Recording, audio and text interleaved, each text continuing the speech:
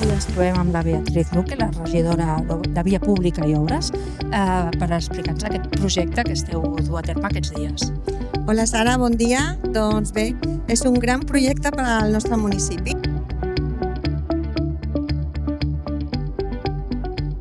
Van començar aquest pla d'asfalt i voreres a finals del mes de febrer, amb l'adaptació de les voreres per un tema de seguretat i mobilitat.